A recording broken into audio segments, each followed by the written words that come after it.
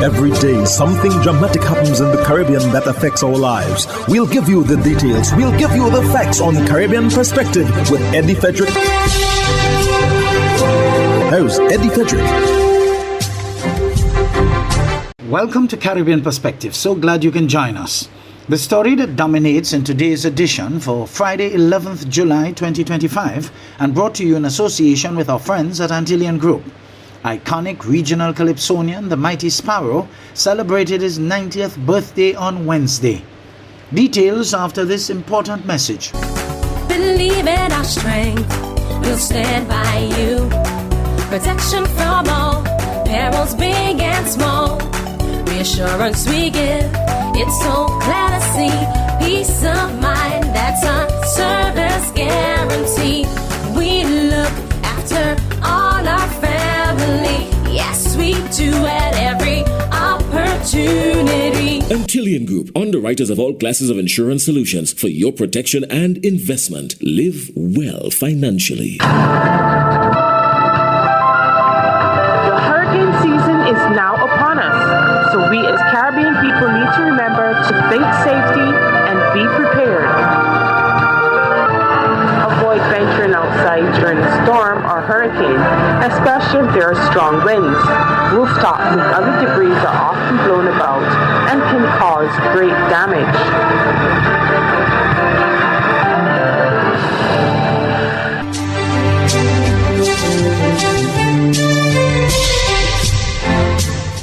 Welcome back.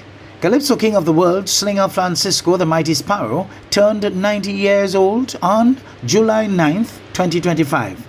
Sparrow, who was long retired, wrote over 500 calypsos and produced over 70 albums. Guardian Media's Deputy Managing Editor Samson Nanton takes a look back at the career of one of Trinidad and Tobago and the region's most known cultural icons. Education, this is the foundation. In this Calypso kingdom, there are many who hold court, but there can, of course, only be one king, and his name is Slinger Francisco the Mighty Sparrow. Today, that king turns 90. Especially the females. Born in a fishing village of Grand Roy, Grenada on July 9th, 1935, he moved to Trinidad and would let us know, don't call him by any other nationality. I took my passport here. Say what they want, I'm a Trini. Trini by boat, anyhow you look at it. Trini. His is a story of not only rapidly climbing the ladder to the top of the Calypso art form, but when he reached the top, he couldn't stop. And he created a whole new era of history for himself and for those who love the culture. He was only 21 years old when he won his first Calypso Monarch title with the now timeless classic Gene and Diamond.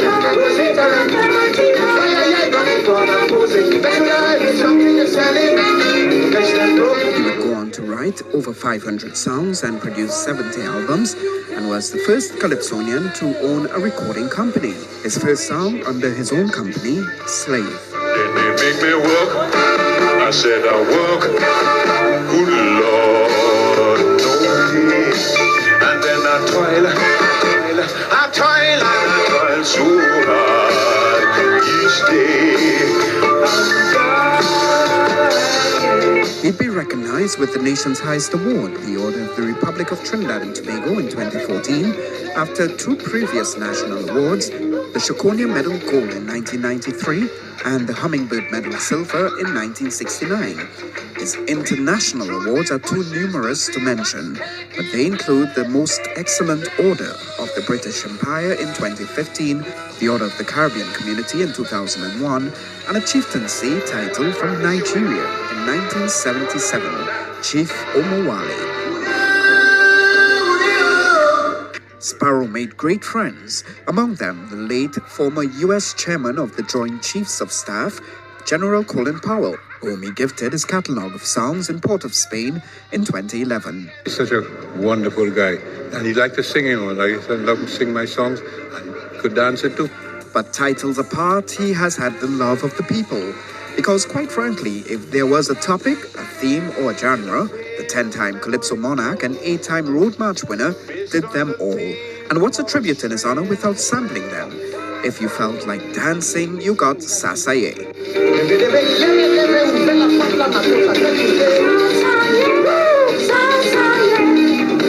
At times, he was running from an angry group of 10 men for stealing someone's girlfriend.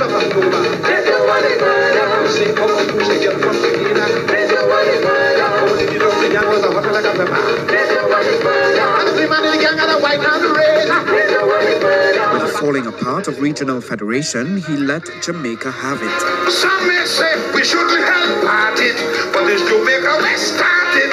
If they don't one generation, and they know they didn't want to unite as one. Tell me, doctor, to behave like a prostitute. How the devil you mean? You are Frederick. And he poked fun at the content of old school books in this comedic hit.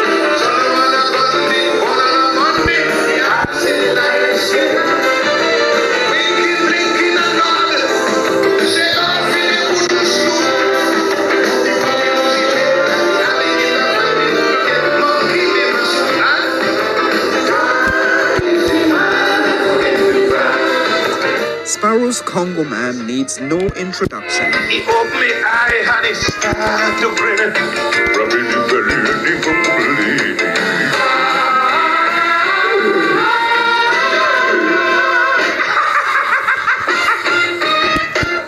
And there's nothing more Caribbean than Obia Wedding.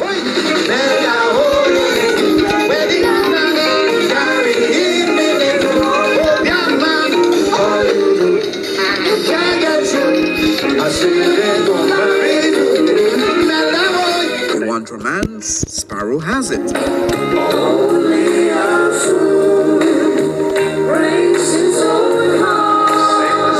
And he even sang about popular television shows. Coming to meet you, honey. This is the big one, baby. You expect me to believe a kind of love story like that? And while we remember him on this 90th birthday, he too dedicated songs in memory of others. This is dedicated to those who died. But in this, I'll always remember jumping when a steel band passed. There was a time it seemed that he had done all where competitions were concerned, but in 1992 he came back for another coronation.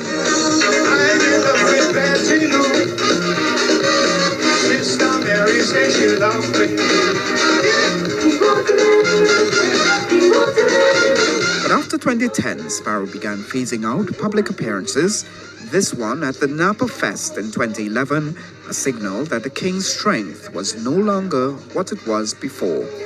And so today, at the age of 90, we salute a career unlike any other, the mighty Sparrow, the Calypso King of the world.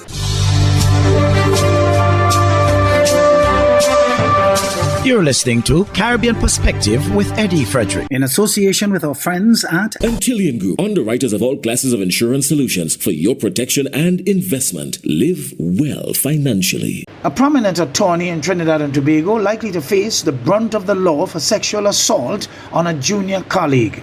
A little more details in this CNC3 News item. A prominent attorney is arrested for allegedly sexually assaulting a junior attorney. The attorney, who practices in both the civil and criminal courts, was arrested at his office on Dundonald Street in Port of Spain this afternoon between 2 and 5 p.m. Police say the victim had gone to the attorney's office on March 22nd of this year for a scheduled meeting. During the meeting, she was allegedly sexually assaulted. The victim then reported the incident to police. An investigation was launched and supervised by Deputy Police Commissioner Suzette Martin and Senior Superintendent Raymond Tom. The attorney is expected to be charged later tonight with grievous sexual assault and indecent assault. St. Vincent and the Grenadines' Prime Minister Dr. Ralph Gonsalves calls on Trinidad and Tobago to become a member of the Regional Security System, the RSS, which could in turn help the Twin Island Republic fight crime. It will help you to deal with your criminal situation because we will coordinate things better.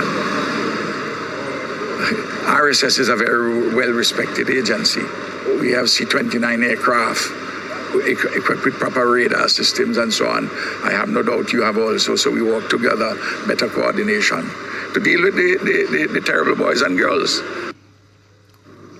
Dr. Gonzalez said joining the RSS was a wish of former Prime Minister Patrick Manning. However, former Barbados Prime Minister Owen Arthur was not offering full membership at the time. Meanwhile, Dr. Ralph Gonzalez is tonight saying while he was looking forward to meeting Kamala Persad-Bissessar, he understands she had a demanding schedule due to the official visit of India's Prime Minister. And he told CNC3 News in Jamaica he's delighted that this country conferred the Order of the Republic onto Narendra Modi. Prime Minister Gonzalez had high praise for Modi and believes India's Prime Minister has the best interest of the entire region at heart. Yeah, I wanted to meet my sister Kamala, but I can understand she had a tiring couple of days with Prime Minister Modi, who is my good brethren. I'm happy to see that she brought the Indian Prime Minister to Trinidad. And I'm not getting myself in your politics, but I'm very happy to see that he has been so specially honored. And I know that when my brethren Modi came to Trinidad, he wasn't just thinking about Trinidad, he was thinking about the Caribbean. Meanwhile, Dr. Gonzalez said he's so far pleased with the performance and attitude of Foreign Affairs Minister Sean Sobers, who was sent to lead this country's delegation. He said he discussed a number of issues with Sobers, including the ones that led him to describe Trinidad and Tobago's currency as monopoly money. Gonzalez clarified to CNC3 News what he meant and why the matter must be addressed. We used to sell about $15 million worth of agricultural produce to Trinidad. And it has dwindled to under $4 million US. And it's getting lower and lower because the farmers and the traders are paid in TT dollars in Trinidad. They have to buy goods in Trinidad to come to St. Vincent to sell them, for them to get easy money to pay the farmers. No, that is ridiculous. In news out of Jamaica, regional leaders from both the public and private sectors gathered at Sandals, Montego Bay for the pivotal breakfast conference hosted by the private sector organization of Jamaica, the PSOJ. The session focused on key trade issues under the CARICOM Single Market and Economy (CSME), including tariffs, shipping costs, and regulatory reform. CVM's reporter Raymond Morrison reports. Morning broke with an agenda from private sector stakeholders, a call for deeper regional collaboration. The Private Sector Organization of Jamaica, PSOJ, hosted its regional private sector leadership breakfast, uniting stakeholders from across the Caribbean to tackle pressing issues surrounding trade, shipping costs, and economic integration. The United States America First policy is a wake-up call. The first thing that we experienced was this threat of increasing shipping costs by the U.S. Trade Representative, saying that they were going to charge additional fees to shipping companies. We had Zoom calls with over 500 people on it to discuss this issue. We were able to spend time with heads in special meetings to brief them, wrote papers, made lots of appeals, and we dodged a bullet, right? Shipping costs to this region were spared an extra $1,500 to $2,500 per container by the collective efforts in this room. And I raise that example as really important for the paradigm of collaboration that we can have and forge going forward. PSOJ President Metri Siaga agrees, underscoring that now, more than ever, the region must turn inward and support its own. We need to look to each other more. Businesses must start seeing regional neighbors as partners, not just competitors. Whether it's a Jamaican manufacturer teaming up with a Bayesian distributor or a St. Lucian tech firm building solutions with a Trinidadian developer, these are the kinds of linkages that drive regional value chains. We've seen it work in other trading blocks, and we too must make it work. And with Jamaica's Prime Minister being recently appointed chair of CARICOM, Dr. Andrew Holness reinforced regional unity is key to unlocking true economic potential. Jamaica remains steadfast in our belief that this is essential for achieving economies of scale, improving competitiveness, and transforming lives and livelihoods for our people. And at this point, I would say that, yes, individually our economies are small, but collectively, the sum of our parts are greater than the whole. It's understood that Tuesday's breakfast served as a platform for dialogue on regional trade reform, with leaders from both public and the private sectors shared perspectives on the way forward. Raymond Morrison, CVM News.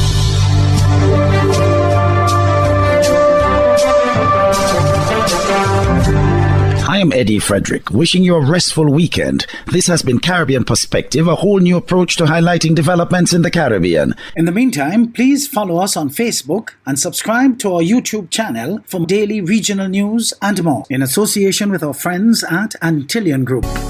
Believe in our strength, we'll stand by you. Protection from all perils, big and small. Reassurance we give, it's so clear to see. Peace of mind, that's our service guarantee. We look after all our family. Yes, we do at every opportunity. Antillian Group, underwriters of all classes of insurance solutions for your protection and investment. Live well financially.